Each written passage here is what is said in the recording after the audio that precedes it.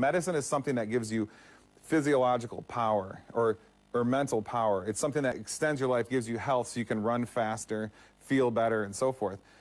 In American medicine, if you have cancer, what they do is they will radiate you, which is something that causes cancer. So it's so absurd that, but I think it was Hitler who said the more absurd things are, the better people will believe it. Medicine is a perfect example of that. There's no cures for anything. I think the last cure was a polio vaccine. And if you look into that, it wasn't a cure. They changed the definition of polio right when the vaccine was introduced, so very much fewer people had it. That's right in medical textbooks even have that in their history sections of their books. But the average person doesn't think about this. They're told on the news, oh, American medicine is amazing. All these chemicals you can put in your body, all these machines and probes they have that can search your body. Now, here's a question for you. Why do we have cancer? Why do we have diabetes, osteoporosis, Alzheimer's, all these diseases? When explorers go and find rainforest tribes, they don't have any of these. They live long. They don't even have anorexia. So there's psychological issues going on here. Medicine is sort of the best example, the microcosmic view of the whole prison system called the New World Order that we're all stuck living in. And the best way to see the alternative, the way it should be, is to look at those rainforest Indians or American Indians. But they used to call cancer the disease of civilization because explorers would go and find primitive peoples that were never encountered Europeans before, and they would survey 30,000 of them. The old people, no cancer anywhere, nothing that had symptoms resembling cancer. So the diseases are created by the poisonous food, poisonous air, chemtrails, you name it, the bad psychology. And then what you're given to heal it is more poison. We've got a thing in America called ADHD. And that's basically where you tell a child if they do any kind of behavior other than sit there like a little soldier in their school classroom, that they have a brain disorder called ADHD. And if you ask the doctor who diagnoses them, say, doctor, can you show me some proof? Show me a map of their brain that shows the disorder. They'll say, I can't do it. We never did a map of the brain. Then I'll say, how do you know that there's a disorder? And then they'll say the answer is because of their behavior.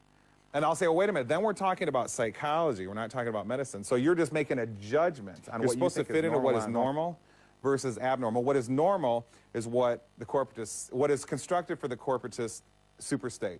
What is abnormal is what doesn't fit in. Antidepressants are a result of environmental problems. If you take a monkey and put it into a wrong environment, it'll run back to its original environment. If you take a lion and put it in its wrong environment, it'll go back to its natural environment. A natural environment for a human is to be surrounded by nature and live off of nature, creating products themselves that they trade with each other. Okay, if you take a human out of, and also in the meantime, being with their family, doing spiritual practices, and so forth. Now, if you take someone out of that, they will malfunction.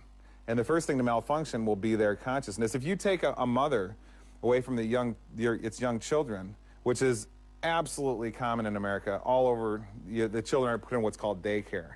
I mean, 70% of babies at 6 weeks old or 12 weeks old go into daycare so the mothers can go back to work for the corporation.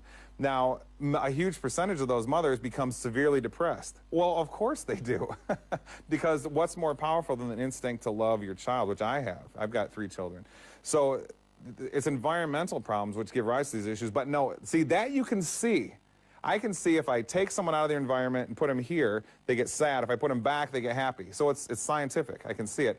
But no, I'm not supposed to believe that in America. I'm supposed to believe, no, it's a brain disorder, which I can't see. I can't see inside your head to see what your brain chemicals are doing.